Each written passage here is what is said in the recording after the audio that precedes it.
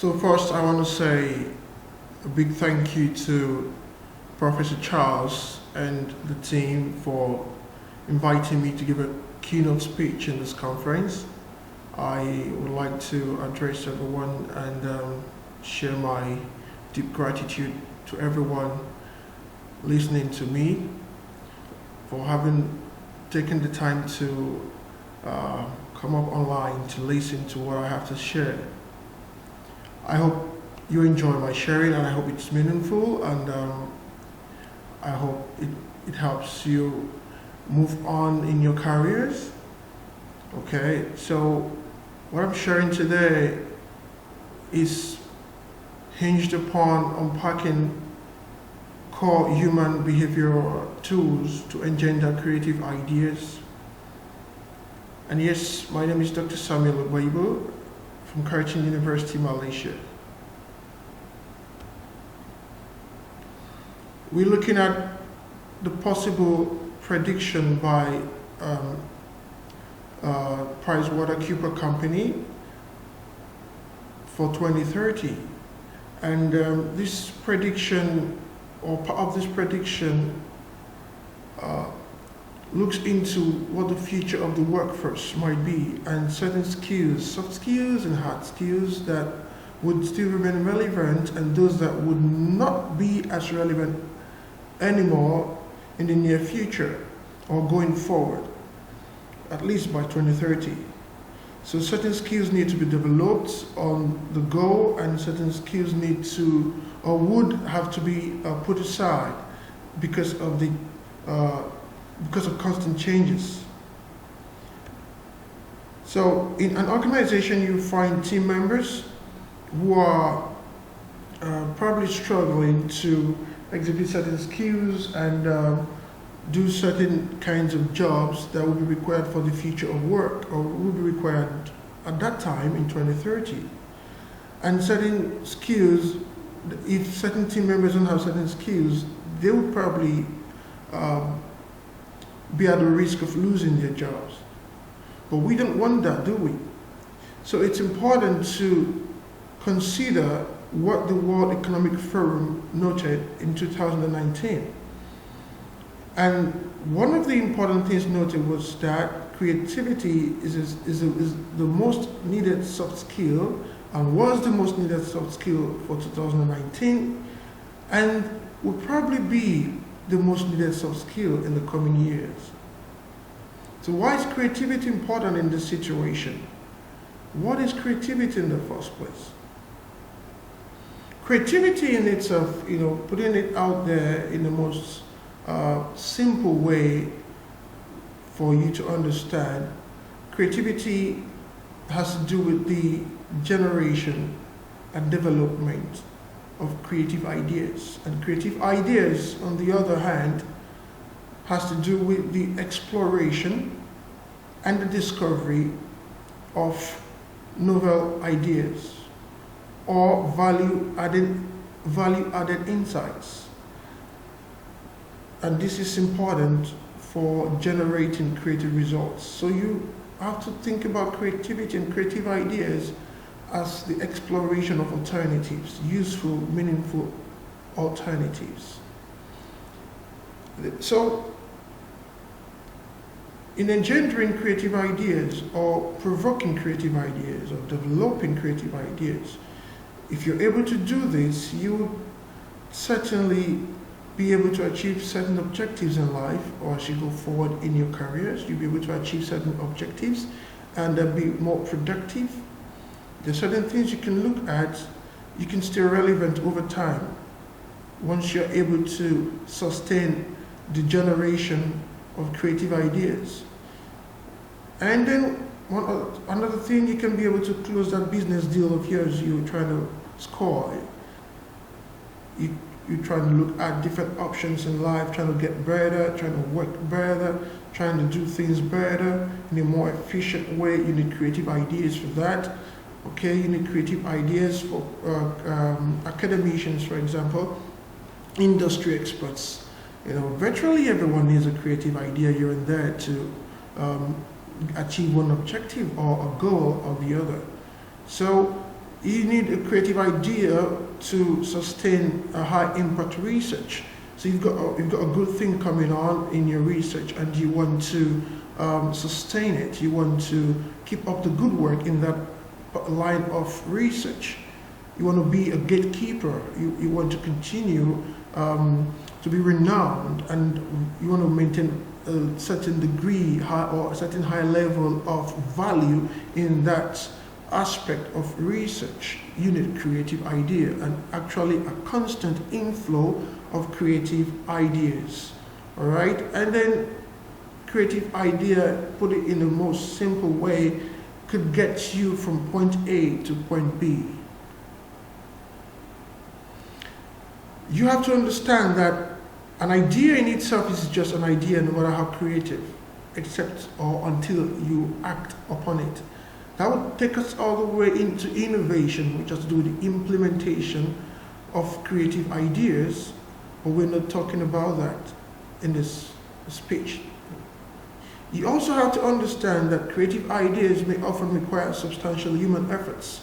Machines don't actually generate creative ideas. There could be algorithms developed for that purpose, but the human brain is structured to function in a way that it can generate creative ideas, and it requires some substantial efforts to do that actually. To generate creative ideas and to continue to develop on and build upon that creative idea, you require a lot of human efforts, resources, human capital resources, human behavioral responses to that particular creative idea. In our world today, several humans, however, exhibits little or no attribute that would have otherwise helped to bolster creative ideas. And we see this in our day-to-day activities, in our place of work, or even in the social spectrum of life. You see people are not exactly very concerned with creative ideas. So people, for some reasons, or so many diverse reasons, decide to exhibit attributes that help to bolster creative idea, and some don't. Okay? And there are some attributes basically that when exhibited would hamper or impede the provocation or the development of a creative idea or ideas. So what are these attributes exactly that can help you, that can help myself, that can help anyone, literally anyone, generate or bolster creative ideas? We've got several recent findings, and some of these recent findings are from my own research, okay, published in top-tier journals. Some of these recent findings are trustworthiness and benevolence, and published in American Journal of Business and Journal of Business Research. We've been able to find that trustworthiness and benevolence are very important key factors, human behavioral elements actually, that can help to engender and support or sustain creativity and creative ideas. When you're able to trust someone, or you find that someone is actually trustworthy, then you're more willing to share your creative idea with that person. Take, for example, the employee and the employer, or the subordinate and the leader. If there is no trustworthiness in that relationship, then it will be really challenging for the exchange of creative ideas to occur. And take, for example, a leader that is benevolent and shows that much care to his or her employees, or to the employees. You would find that the employees would feel much cared for, and would feel welcomed and appreciated and loved to the extent that they wouldn't have problems at all sharing creative ideas with their leader or with their manager in the sense. Moving on to other findings published in Journal of Cleaner Production and FIIB Business Review, we found that leaders' integrity has another important role to play. And we also found that recruiting and selecting the right set of minds, or basically the right set of people in a particular or defined task environment, it's important to generate creative ideas. And having a consistent training, inclusion, and development, having people develop constantly, having skill sets developed constantly, including people in the brainstorming sessions, okay, giving them an opportunity to participate, okay, and to self-develop, and even develop their peers or colleagues. So these are important human behavioral activities or factors that can help generate and sustain creative ideas. So yeah, there are more predictors that can help you engender creative ideas. We find in one of our publications that leaders' supportive nature and capabilities is one of the major predictors for engendering creative ideas. You would feel comfortable, or more comfortable, I would say, exchanging your creative ideas with a leader that you think or you've known to be supportive and have got a supportive nature, and also have the capabilities to support your creative idea. And then the ability to apply creative efforts. You don't want to share creative ideas with a colleague or a leader that you know doesn't really have the ability to apply that creative idea you would be sharing, or doesn't have the ability to help you develop that creative idea further. Okay, you don't want to do that because you're not going to be helping yourself develop that particular creative idea. You see, when you share creative ideas, you also indirectly help yourself develop skills and the neural pathways that can help you forge new paths by which you would be able to generate or develop your creative idea. When these creative ideas come, they just come like a flash in some cases, and you might get more flashes coming in when you communicate or read up, do more research regarding a particular creative idea that you might have. And someone else who has got the evidence for innovativeness is more likely able to help you develop your creative idea.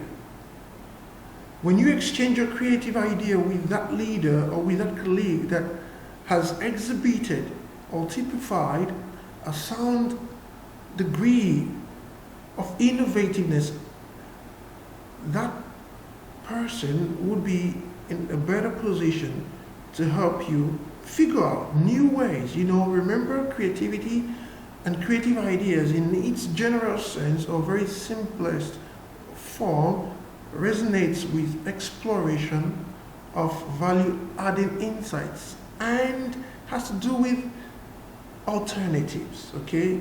Finding better alternatives. So, going forward, someone with a reputation for generating creative ideas is most likely the person you want to share a creative idea with. Okay? Someone with a reputation for generating and sustaining creative ideas will be in a better position to help you out with generating your own creative idea. So this is one other important predictor, okay? Because when you see someone, or when you get in contact with someone and you want to confide in that person, you would definitely want to assess the person's reputation. Does this person have a reputation to do a particular thing or not? Does this person in this situation generating creative ideas, does this person have a reputation to generate creative idea or not? Okay? Or maybe this person has it, but it's not exactly a good reputation. Okay? The kind of reputation might also be something to consider. And these are findings from one of our publications in recent years. And more of these would be employee empowerment, okay? Giving employees an opportunity to actually get involved in doing a particular job, empowering them to actually do their defined tasks. And also developing or exhibiting, rather, listening attitudes, okay? Having an attitude that resonates with open communication, okay? So you encourage open communication policy in your workplace, or in your workforce, or amongst your team members. So there is an open communication policy where anyone can say any valuable thing or that encourages the sharing of creative ideas. And you being a leader or you being a colleague, you have listening ears, okay? You don't turn around and could think, well, I don't want to listen to this. You know, there's no point listening to this. It doesn't really help the other colleague who was hoping you would be listening to consider sharing another time. And you, as a leader or as a colleague, you ought to consider fulfilling your promises made to your colleagues or to your subordinates. Apparently, I wouldn't want to share my creative idea with someone who's not going to, live up to his or her words. You told me you're going to do this. You promised me you're going to do this. But you end up not doing it. Or you end up not fulfilling that promise. I definitely wouldn't want to come back to you to share my creative idea with you. And then you've got to be open to change. It's important. You've got to be open to change. When creative ideas come, be receptive, be open to them. Okay? These are also factors. And then another one, flexible control. These are factors that can help you not only engender your creative ideas, but also develop them to become more sophisticated and more unique. All right? So there you go. The first most needed soft skill for the future is most likely going to be creativity. Creativity may be a potential, but engendering a creative idea is a choice. Yeah, a creative idea can get you from point A to a better point B. I guess this is really the highlight as well. An idea, however creative, is only an idea until you act upon it. Right? Don't forget that. And engendering your creative ideas can be done by improving upon your human attributes today. So you can start with one attribute at a time and get better and better each day. Thank you very much. You can contact or reach out to me via my Research on Creativity and Innovation group on Facebook, or my affiliation, Curtin University, Malaysia, or you can reach out to me via my LinkedIn account details. Thank you very much. I do welcome questions at this point. And here are my references, in case you might want to go further to get a copy of these published works. Thank you very much. Any questions, please?